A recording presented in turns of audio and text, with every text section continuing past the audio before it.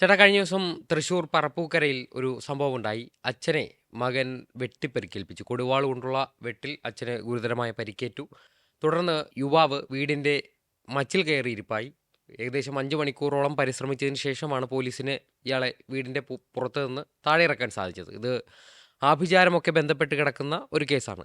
അഭിഷേക് പറഞ്ഞതുപോലെ തന്നെ ഇത് ആഭിചാരം, ദുർമന്ത്രവാദം ഇതുമായിട്ടൊക്കെ ബന്ധപ്പെട്ട് കിടക്കുന്ന കേസാണ്. കാരണം വീടിനുള്ളിൽ കയറിയ പോലീസ്, അതായത് ഇയാളെ താഴെ ഇറക്കാൻ വേണ്ടി വീടിൻ്റെ രണ്ടാമത്തെ നിലയിലേക്ക്, ഇത് ഓട് പാകിയ വീടാണ്, രണ്ടാമത്തെ നിലയിലേക്ക് കയറാൻ പറ്റും. അപ്പം രണ്ടാമത്തെ നിലയിലേക്ക് കയറാൻ ശ്രമിച്ചപ്പോൾ പോലീസ് കാണുന്നത് അവിടെ ഈ ആഭിചാരം നടത്തുവാൻ വേണ്ടി കൊണ്ടുവന്നിരിക്കുന്ന പൂവൻ കോഴി, കറുത്ത പൂവൻ കോഴി, അതുപോലെ തന്നെ അതുപോലെ കളം, അങ്ങനെയുള്ള ഒരുപാട് കാര്യങ്ങൾ ആഭിചാരം നടത്താൻ വേണ്ടിയുള്ള ദുർമന്ത്രവാദം നടത്തുന്നതിന് ആവശ്യമായ സാധനങ്ങളെല്ലാം തന്നെ ഉണ്ടായിരുന്നു.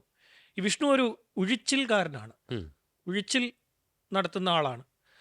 അപ്പോൾ ആ ജോലി ചെയ്തുകൊണ്ടിരുന്ന ഒരാൾ ഇൻസ്റ്റഗ്രാമിൽ വളരെ വൈറലാണ്.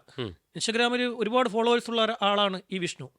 ഇൻസ്റ്റഗ്രാമിൽ ഇടയ്ക്കിടയ്ക്ക് റീൽസും അത്തരത്തിലുള്ള കാര്യങ്ങളൊക്കെ ഇടുന്ന ഒരാളാണ്. അയാൾ പെട്ടെന്ന് ഇതിലേക്ക് അങ്ങ് വഴിമാറി.